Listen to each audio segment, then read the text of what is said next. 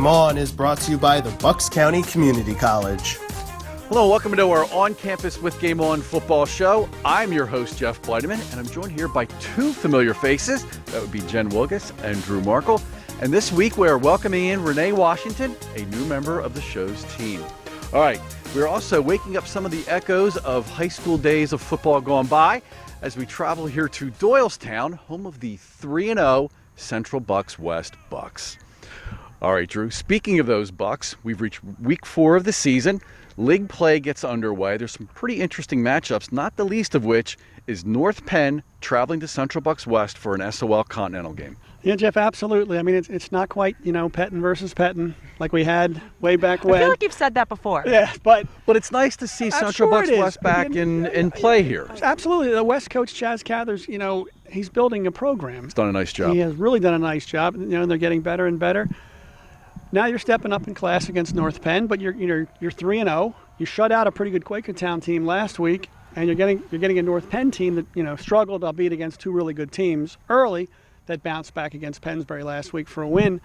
It's exciting. It is good for high school football, and heck, it's good for the Continental Conference to have.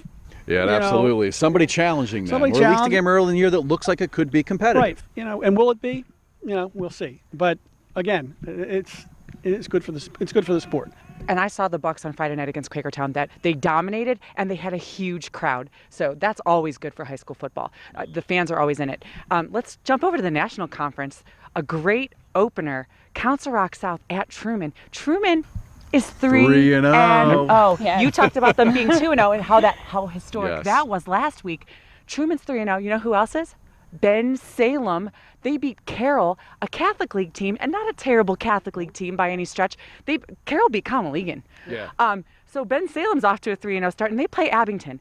And that's a good test. That's a good test for Bensalem. It's a great test, but also I feel like a winnable game. We haven't really seen, Abington lost to CB South, and then they haven't really beaten anybody who's a great team. Well, you mentioned Abington. I actually did get a chance to see them play the very first week against Central Bucks South, and the Titans put it on them.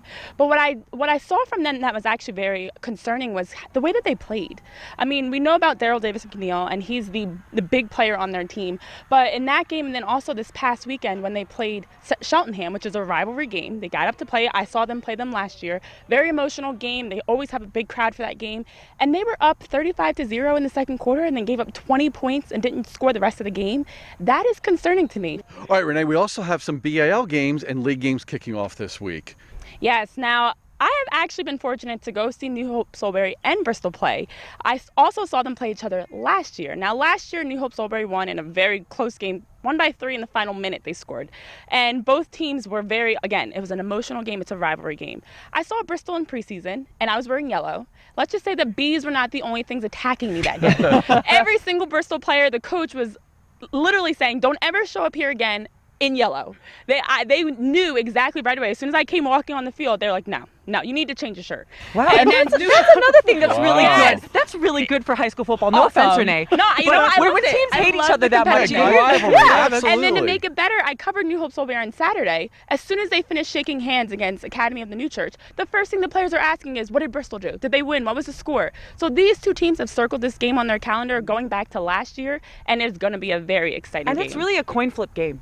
Yes. Oh, so yes, I didn't know who to pick. absolutely is. There's a lot riding on that. That's the possibility of the BAL title game. Right, and speaking of circling games, we have a big one. We talked a lot about the SOL and the BAL. Real quickly here, we've got maybe one of the games across the country that is being watched, and that is Archbishop Wood, St. Joe's Prep at Widener University. Yeah, I was at this game last year, and it was a circus. ESPN was covering it.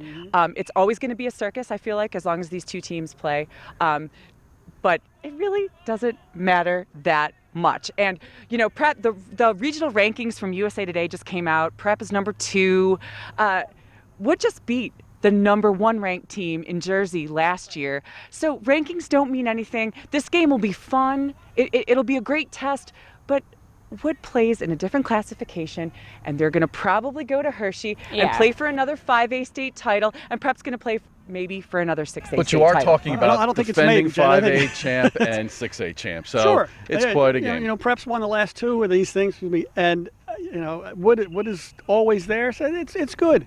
That'll do it for our show this week. We'd like to thank Central Bucks West and also Coach Chaz Cathers for hosting our show this week. A reminder, you can find us on Facebook, Twitter, and Instagram at HS Game On. All right.